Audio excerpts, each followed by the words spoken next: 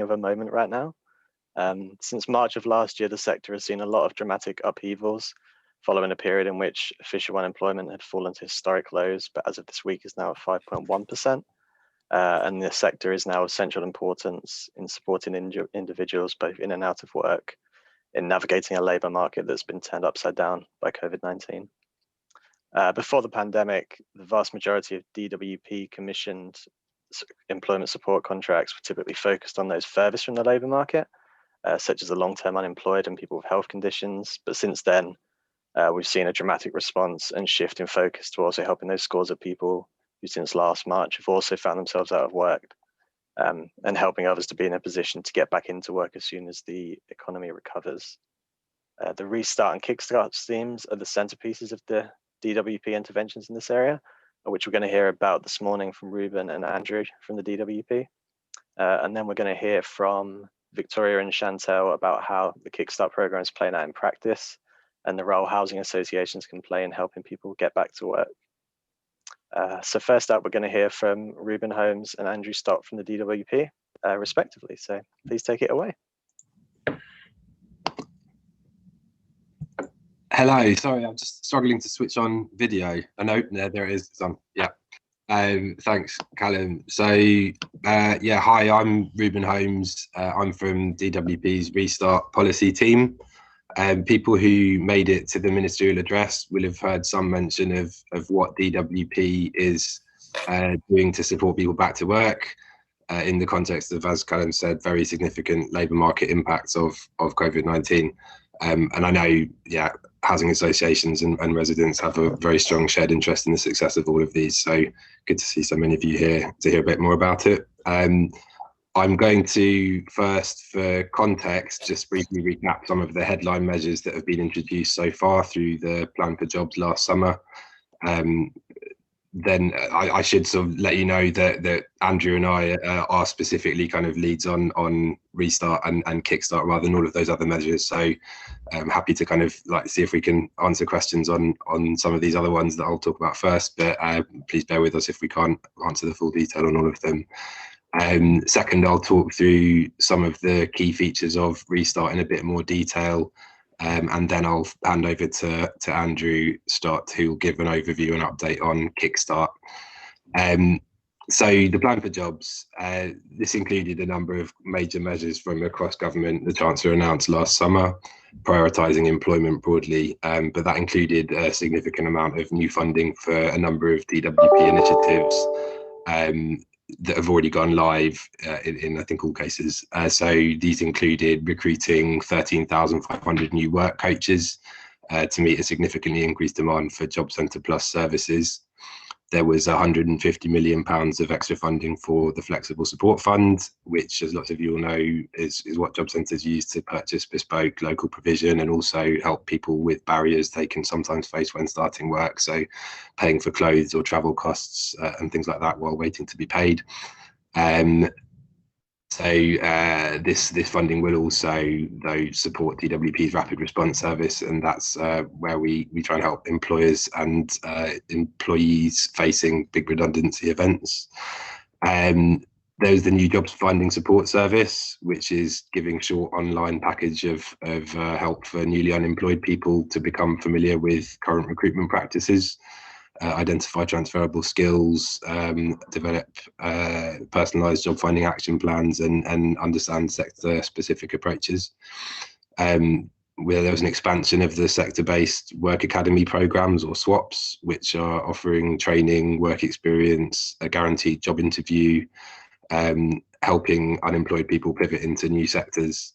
And that expansion was alongside expansion of support for traineeships in England and for apprenticeships. Which are sort of DWP-led, DFE-led measures. There was also the introduction of the Work and Health Programme Job Entry Targeted Support Scheme, or JETS, and JETS Scotland. And these are about providing light touch employment support for people who are either claiming universal credit or new style job seekers allowance for up to 6 months of support. There's also the DWP Youth Offer and the Kickstart scheme, which Andrew's going to talk more about. So this is all obviously quite a lot going on. These things are all being delivered on top of the pre-existing range of employment support, some of which, as Callum mentioned, has been sort of heavily previously targeted at people further from work. But there was also the new enterprise allowance for people wanting to start their own business, and that's still there. The work and health programme and intensive personalised employment support there for people whose primary barriers to work are health conditions or disabilities, as well as a number of people with other significant disadvantages in the labour market, and those are still in place. Another sort of plank, which was not formally part of that plan for jobs, but complementing all of these, will be the introduction of the UK Shared Prosperity Fund, which I know is of a lot of interest to many housing associations and communities that work. A portion of this is going to be targeted at people most in need through bespoke employment and skills programmes that are sort of locally targeted. To help prepare for the introduction of that full scheme over 21-22 financial year, there'll be additional UK funding to sort of pilot programmes and new approaches. Further details on this are going to be published soon. So clearly all being delivered kind of very quickly, the new interventions on top of sort of making sure the old ones can continue in current circumstances. And there's a fair bit of uncertainty about, as you'll know, about how labour market conditions are going to evolve. So we're going to be monitoring developments very closely as the increased support continues to bed in. Onto Restart, which was trailed at the plan for jobs, but not sort of fully announced, or the shape and size of it wasn't known until the spending review in November. Lots of those new measures from the plan for jobs are actually kind of designed to help people back to work quickly where possible. So newly unemployed people, trying to get them back into what available jobs there are as quickly as we can. But experience tells us that following major economic disruptions and rises in unemployment, some people unfortunately are going to take longer to find work, and may benefit from some more intensive support to do so. And that's why at the spending review in November, the Chancellor announced £2.9 billion of further funding for Restart. That's going to be a major contracted employment programme, and building kind of further capacity to get more intensive support to expecting over 1 million people across England and Wales over 3 years of referrals starting this summer. Real focus for Restart has been building on what's worked well in previous programmes of a sort of large scale, while also looking at a number of new features based on lessons learned from those. I'll just sort of canter through some of the headlines of this sort of policy design. It's going to support universal credit claimants who've been available for and seeking work for 12 to 18 months, with the option of referral earlier or later where discussions with the work coach suggest that's right for the individual. People will get up to 12 months of support with the aim of helping them into sustained work. And that's the outcome that providers are primarily going to be paid for. So it's a payment by results scheme, primarily, with an element also tied to successfully scaling up their operations early on. There'll be an accelerator payment mechanism built in there, so that job outcomes above a certain level will be paid to providers at a higher rate, so incentivizing them to help as many people as possible into sustained work. Now, as with kind of previous payment by results scheme, providers will be largely free to design the most effective ways of helping people back to work. And we'd expect them to tailor their approach to individual and local needs. So we're not trying to sort of decide the best ways of delivering support.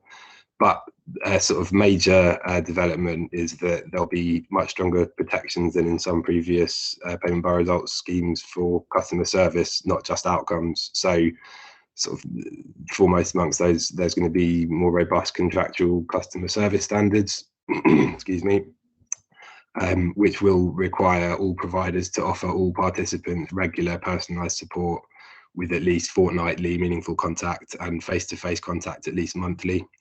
And those are the minimums rather than the maximums, of course. There'll be also a customer satisfaction measure built into our performance management approach, and helping to sort of inform that, not just the kind of raw sort of job outcomes data or compliance with customer service standards. So a bit on the delivery model, the programme is being commissioned by DWP. Providers on tier 1 of our commercial framework agreement have been invited to bid to deliver the programme across 12 contract package areas in England and Wales. Recognising kind of, that there's a widespread of different conditions and needs across the country, and that Restart won't be landing in a vacuum and be the only show in town. Bidders will need to show clearly how they're going to build the best possible supply chains, tailor their offer to local conditions, and work closely with key local partners, including employers, local government, other service providers, and so on, to identify skills gaps, growth sectors, and make sure they're complementing the wider landscape of support. This is all these service proposals and partnership proposals are going to be evaluated at bid stage and then incorporated into successful bidders' contracts. On timescales, briefly, we'll be working with providers to get this scheme in place as quickly as possible, which is obviously important because people need help now. So recognising that we're asking the provider market to scale up operations very significantly, and we want to see the best start possible. We're kind of aiming to be going live in the summer. The commercial process began on the 10th of December, and we expect contracts to be awarded in spring. So looking forward to hearing your perspectives on this and questions in the discussion, and hopefully your support to make the most of this scheme for sort of people out there and your residents in particular, for the housing associations among you. I'm now going to hand over to Andrew, who's going to talk about the Kickstart scheme.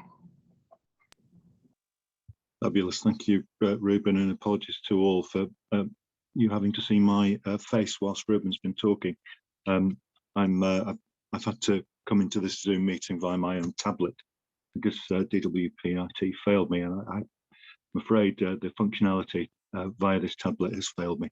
Anyway, Kickstart. I don't know how much you all know about Kickstart. It's already around. It has been since November last year, part of the wider government plan for jobs. It's a £2 billion budget to create hundreds of thousands of high quality 6-month jobs. The target group are those who claim universal credit and are between the ages of 16 and 24, at risk of long-term unemployment. So it's all about giving young people a chance to build their confidence and acquire skills at work.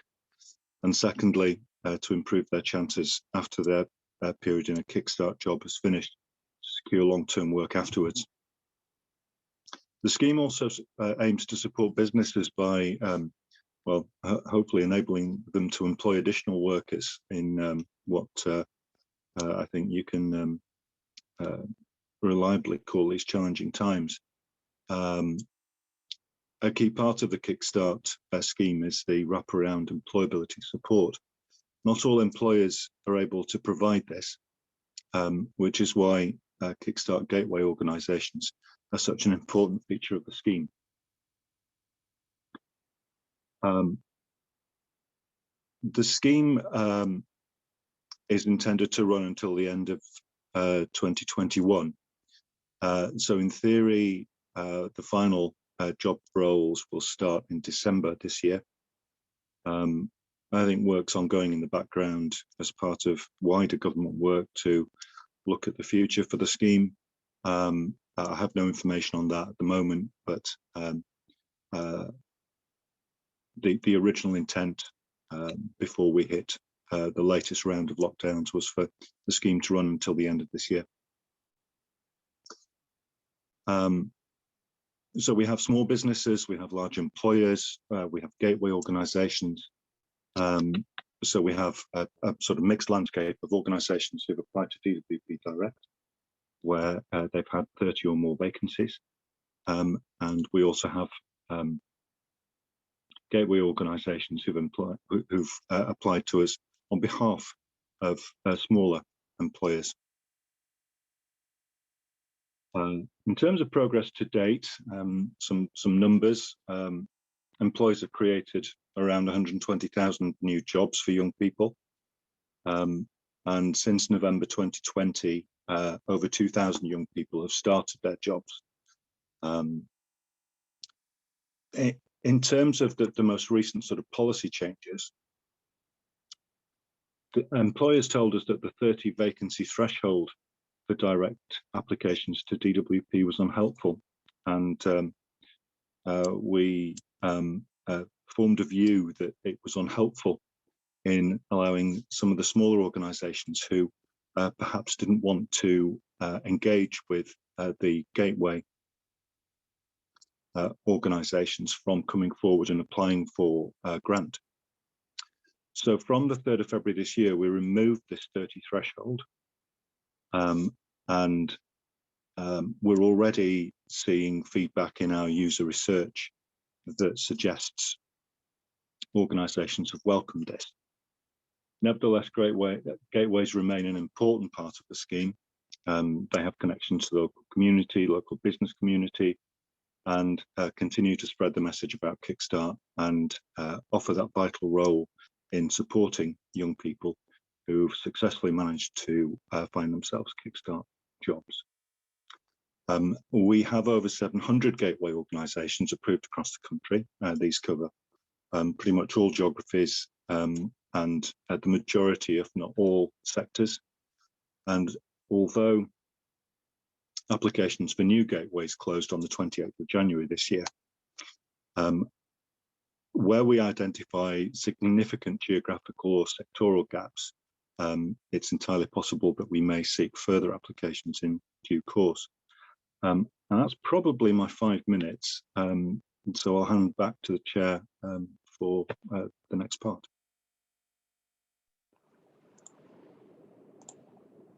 That's excellent. Thank you, Andrew, and thank you, Ruben. We've got one question in the chat. Does anyone want to raise their hand to ask a question on video? For now, I'll ask this question that's in the chat at the moment, which is regarding Restart. And it's, can you tell me if there will be a tier 3 to enable smaller organizations such as HAs and VCSE sector to deliver smaller Restart programs? Yeah, so, and sorry, video is not switching back on unless it is, and I haven't clocked it. So the scheme will be delivered at the prime provider level in one sort of organisation responsible for delivering across each contract package area.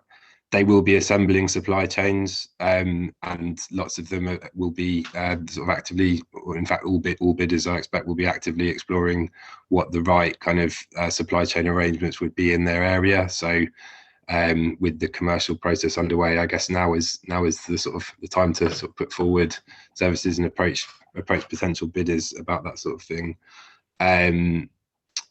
There won't be sort of mini restart schemes, but I mean, I suppose, as I mentioned, some of the other interventions across the landscape are sort of much more sort of contracted at the sort of smaller organisation level directly from government.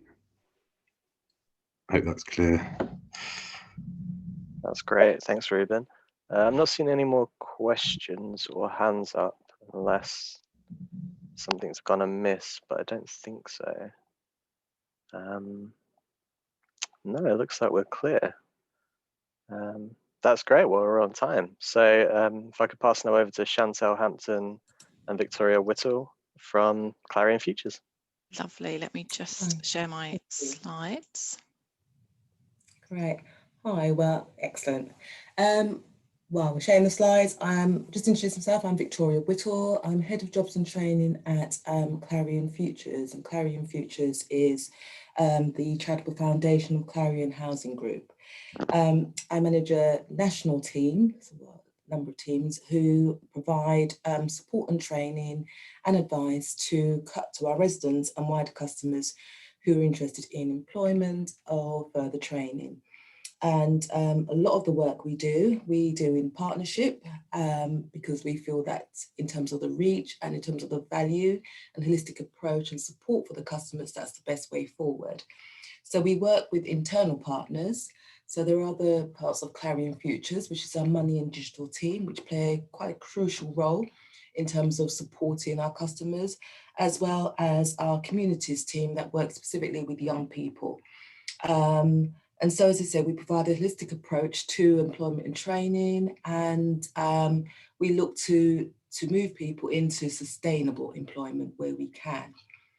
So in terms of, we're going to focus for the next 10 minutes, and it's going to be sort of like a joint effort between Chantel and myself, just to kind of go through what we've been doing with regards to the Kickstart program. So back in October, we submitted a bid for a gateway, a social housing partnership gateway, to deliver the Kickstart program.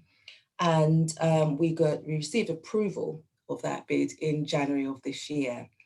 Chantal, if you can move to the next slide, please. That might give us, excellent. Right, so the Kickstart Housing Partnership is a consortium of 59 organisations, and we have of that 44 are housing associations. But we do have a number of community organisations, and SMEs are also a part of the consortium, which is great. In total, we have over 800 placements that we will be offering out over the hopefully extended programme, but certainly until the end of this year.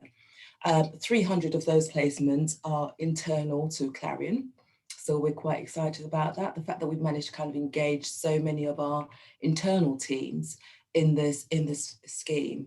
Now, these are teams that are probably not used to working with young people, and haven't kind of experienced the benefits of having young people working within their particular teams or departments. So it's really kind of exciting for us as an organisation.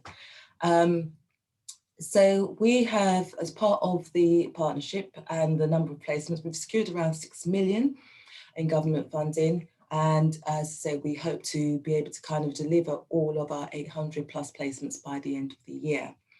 The roles are very varied across the partnership. We have internal roles, as I say, right across our teams, from housing, maintenance, communications, right across the board. And so we think we've got a wealth of opportunities for young people to be able to benefit from those. So the things have moved on quite a bit. And as you can see from the slide here, we've got our placements right across the board. So we've got the partnerships in Wales as well. So as you can see, they're kind of dotted across the country. And that again adds a particular value for us, because as a national housing association, we feel that we're able to work really closely and collaboratively with the other partners that are part of this ongoing partnership. Exciting news for this week, we've managed to submit our first batch of placements, and both internal and external placements. So we're really kind of excited about moving this on really quickly now, and being able to kind of offer some really strong and sustainable opportunities to young people. In terms of kind of the process and what the programme would look like, I'm going to hand over to Chantel and just kind of go through that. Chantel is managing the programme overall for us, and so she'll be able to kind of give you the highlights of what we've been doing and the offer that we have. Lovely, thanks Victoria, and good afternoon everyone. So yes, my name's Chantel Hampton. I am Employment and Training Development Manager for Clarion Futures, and my remit really is looking after the Kickstart programme from an operational perspective for both our internal opportunities and our external partners. So as Victoria said, it's a really amazing opportunity. We are a significant gateway with quite a few partners. So obviously our employability package is really key to that, and how we deliver that, how we work with our partners. We do have sort of three options for our partners, in the sense that some will have that support from us, some will procure it themselves, and some will be delivering it ourselves. So as a gateway, we want to really influence what that support looks like, and make sure that we are kind of pushing forward best practice. So I just wanted to talk through what that kind of looks like for us, and then open up really to any questions off the back of that, if there are any. Okay, so our employability support. So our Kickstart employees within Clarion, and those that have asked for support from our partners, will be just assigned a dedicated Kickstart employment support officer.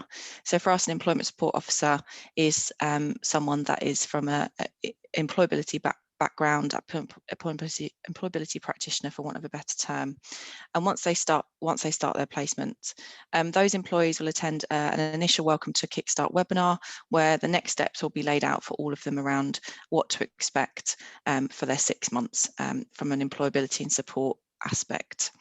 So those ESOs will lead on delivering employability focused sessions, and that will be through MS Teams, through either one-to-one or group sessions. So really focusing on virtual support. I know we've mentioned it a few times and it's been spoken about a lot, but that you know, the year that we're going through and we've gone through has really shown how we can best utilise virtual delivery, and particularly from a national standpoint, how we can really make sure that that is accessible for everyone that we're engaging with. So those sessions will look at things like action planning, goal setting, CV building, job searching, working in team, and working remotely, which is really crucial for us. 80% of our vacancies will be working remotely, and will be working remotely for pretty much all of their placements. So again, really focusing on how we can adapt our delivery to individuals that will be working from home. And then looking at strengths and challenges, and the confidence and resilience and well-being aspect, again, that's very much linked to working from home, but also linked to young people in the workplace. And then moving into interview techniques and mock interviews, which again are focusing on that progression, which I'll touch on. For us, the 6-month placement is really critical, but actually it's that next step. It's a starting point, and it's what do we do next, and what can we do to support that individual to move on to something either internal or external, to make sure that this is the step in the right direction for their career. So other parts of the employability support will be skills development. So that includes things like on-the-job training that they'll do as part of their role, looking at other funded qualification routes and opportunities. So I think we mentioned it previously in part of the conference earlier, and also within this forum, but around that kind of coming together of other opportunities that are out there, and looking at that from a customer and a participant focus, and making sure that our employees are at the centre of that and what is out there to support them. So very much navigating that. And then utilising any internal e-learning courses that we have access to. So things like Virtual College that we already have within Clarion Futures, and also our own internal training that our employees and colleagues have access to. Another element that we've invested in is mentoring support. So we have internally trained Clarion mentors across our business that can be matched to individuals if they need that support. Again, when we were developing this, we were really conscious of not wanting to overload support on individuals and make it really needs-based and reflective of needs. So the mentoring is an additionality, and if it's needed and assessed with the ESO, line manager and the Kickstart employee, then a mentor can be assigned, and that is in a professional capacity. And again, it's a support to navigate other services. We have a number of services within Clarion, and also externally to support with that navigation, as it can be sometimes overwhelming in terms of where to go for certain support. And as I mentioned, the virtual support for us is really about utilising MS Teams.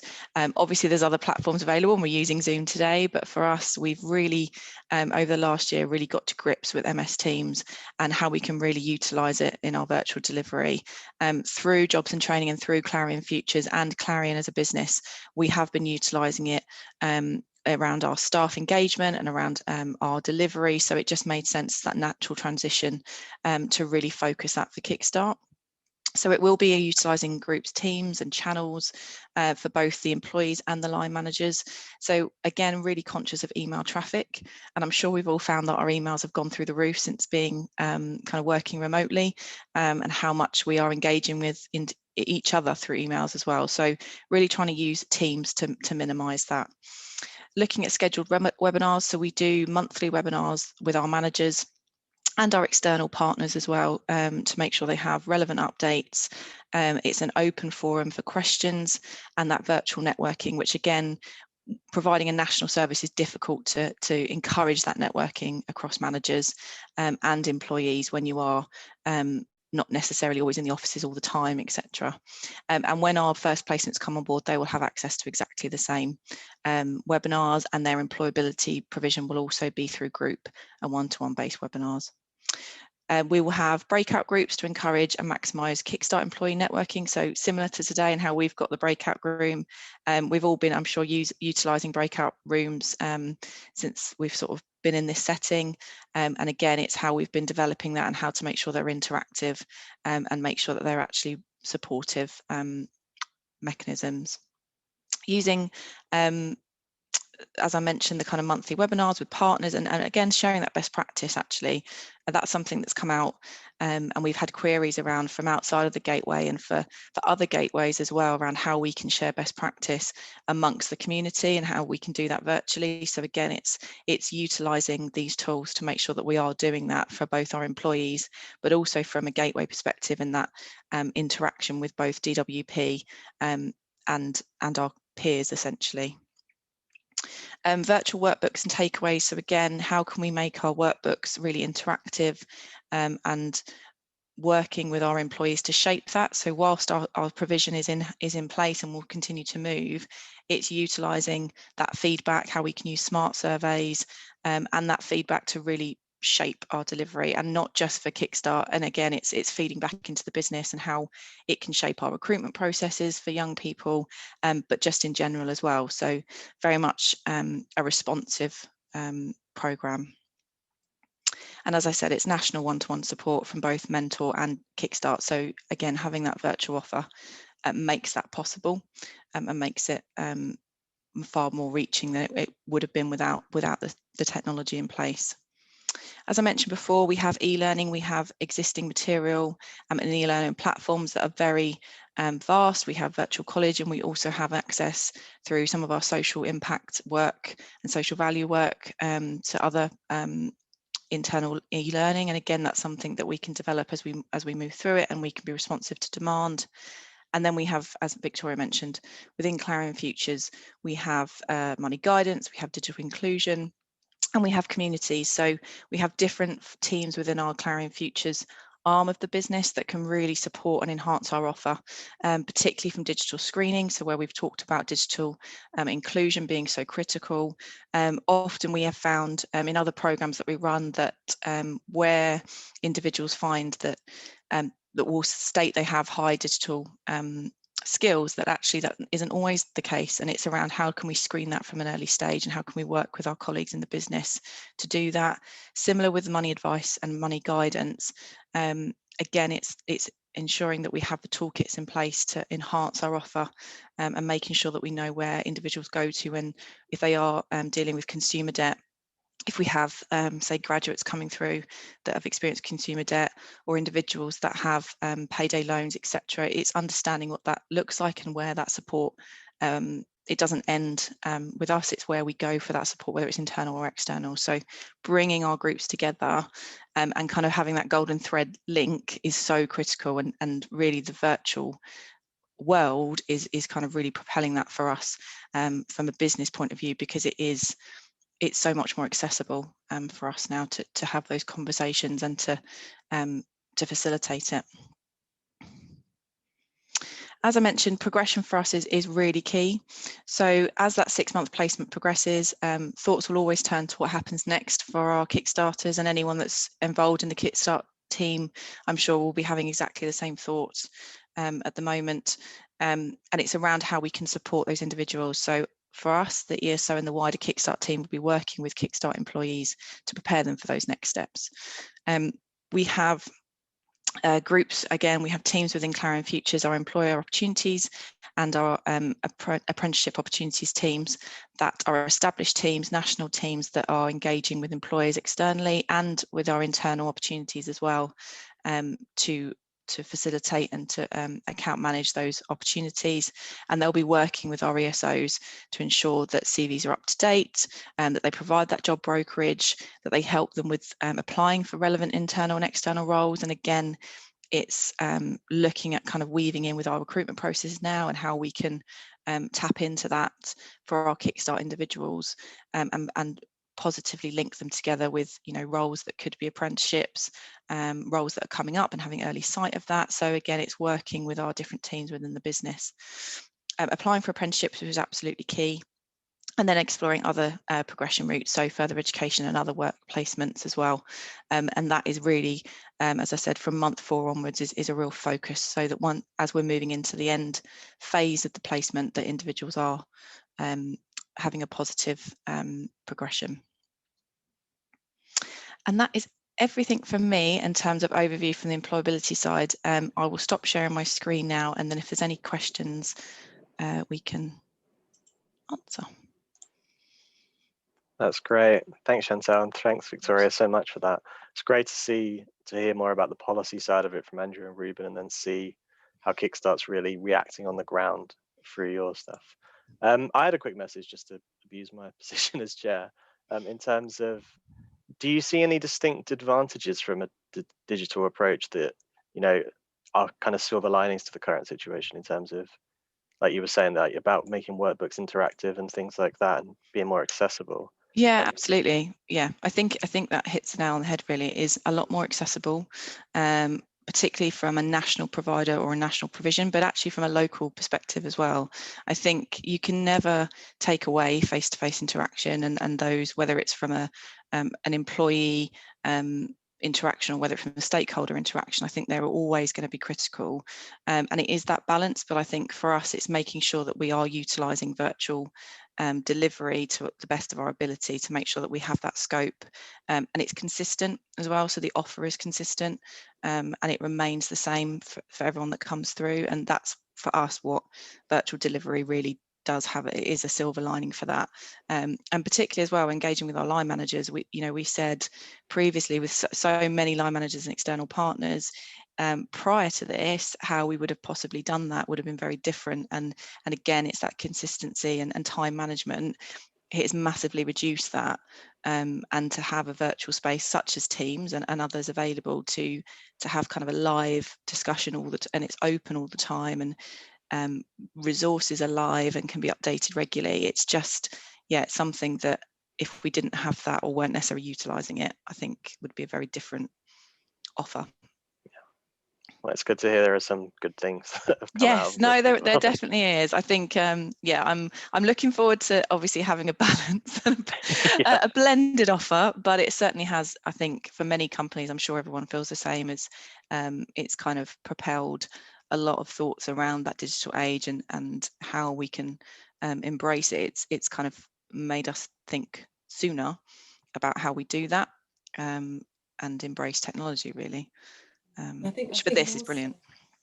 Sorry, and I think more so for young people as well, because you know they are high tech, as we call them, and I think just being able to kind of have that reach and that ability for them to be able to kind of dip in and out of the services and the support, I think it's invaluable, really. Obviously a different way of working, but it is invaluable. Mm-hmm. That's great, thank you. I think we've got a few questions in the chat, don't we? Yeah, there's a few coming through. There's a few queries here. One's from Kelly and has asked, do you no longer have a presence in Newcastle? We do. It was right at the top of that map, but I did notice on sharing it was literally just cut across, I think, where it's been screenshotted. So we do. That's good, isn't it? And Sam from Wrecking Housing Group, I'm not sure if I'm saying that right, and Simi and Parry have both said that they'd love to, hear more about this and share more after this. So I'm sure that will be something absolutely. that you'd both be happy to do. Yeah, touch base with us and we can pick up and talk more about it. And Claire has asked, what has been the biggest learning so far, and what are the pitfalls to watch out for in making this a success? I think for us, it's communication is really key. So communication internally for us with our managers from the get-go. There's been, because of how big our partnership is, but also it would be effective for smaller gateways or just employers in anyway, but not having that from the get-go it can be difficult to then kind of backtrack on messaging, and particularly as we go live into this, there are things that change, and we're moving through our processes internally, and actually the rapport we've built with our line managers from very early stage, it makes those messages a lot easier. So having that kind of open forum with them has definitely been something that I think is something to take forward. I think in terms of pitfalls, we are right at the beginning of this for us. So we're through our mobilisation period coming into kind of BAU operational. I think there's going to be a few things that come through as placements start coming through, and particularly working with local job centres when we are kind of from a national provider perspective. I'm sure there's going to be teething kind of problems and things we need to iron out. But again, I think for me, it does link back to communication with the DWP, with the job centres, that partnership approach. Working with other gateways, we've had some really good conversations with other gateways that are further ahead than us, and also not necessarily where we are as well, to share essentially best practice and what's happening. And that's the biggest thing for me, I think, is not working in silo, because that's when the pitfalls and things like that are amplified. Hopefully that answers the question. Also, I think it's about working with our external partners as well. So we have got resources that that we're bringing into as part of the programme to make sure that continuous dialogue and that communication happens with the partners. And we know the value of working in partnership. You know, we deliver Love London Working, which had 13 housing association partners. Obviously, this is quite much bigger than that, but in terms of kind of the potential pitfalls and the things that you have to go through, the processes, it's not dissimilar. But I think, you know, certainly for me already, I think there needs to be a degree of flexibility. I think, you know, because in terms of kind of timescales already, we're having to kind of like move things along as things are taking longer. So I just think it is about communicating, it's about being flexible. And actually, it's about recognising that at the end of the day, this is about the young person that we are going to offer an opportunity to. Absolutely. That's great. And yeah, like communication and flexibility, these are uncharted waters for all of us. Yes. We're all learning, so it's even more important than ever. Yeah, absolutely. I think for this, particularly around the timeframes, and as we've said, kind of as we move through the year and we see shifts and change, and we kind of feel like we know what's coming, that flexibility is going to be so key to support and to make sure that Kickstart does link in with other opportunities, and also, you know, individuals that aren't necessarily presenting to the job centre right now and are young individuals. I know we've mentioned that, and it's for me around how do we start to look at those types of areas of policy and put them into practice, really. And that flexibility is so key to that. Yeah. We've got one more question in the chat, which is, can you recommend any good practice forums you know of for Kickstart employers besides the URSA Kickstart forum? Yeah, URSA's great. And we are kind of on that journey as well of making sure we're linking in. So I think it's something that if we can share amongst this network as well as we start to understand those forums that come out. There are certain smaller ones that I've been attending. One, for example, was a Youth Matters webinar that was the other day through Amazing Apprenticeships. Now, some of them are quite small in origin, but actually what they cover and around young people and Youth Employment UK, for example, we're attending, is really relevant to Kickstart. So I do think it's around kind of starting to link into those organisations and agencies that are advocates for young individuals and particularly youth employment. But forums such as this is a really great opportunity, and having and sharing the contact lists and making sure that we're touching base when things do come up, and LinkedIn, etc., is a really good way of seeing them and registering for them. But no, URSA's the good one, because the chat on URSA is brilliant. If anyone's on the chat as well, it's fantastic. Yeah, because we're all in it together. Yeah. really helpful. Yeah, I mean, I joined the sector 2 months ago, and I'm learning a lot. It's a very busy time to join. It is, and it's ever changing. That is the thing with these types of contracts and opportunities, and as we've said before, it's really quick pace with the current situation that we're in. But yeah, the sector does change, it does evolve, and it's just keeping up with it. But no, as we've said, Ursa's a brilliant one for that. We really are all in it together. Yes, yeah, absolutely. Well, that's brilliant. I don't see any more raised hands or questions. So I guess it's just to say thank you to all our speakers, and you get to go to lunch 10 minutes early, which is always nice. So yeah, thanks everyone. Thank you.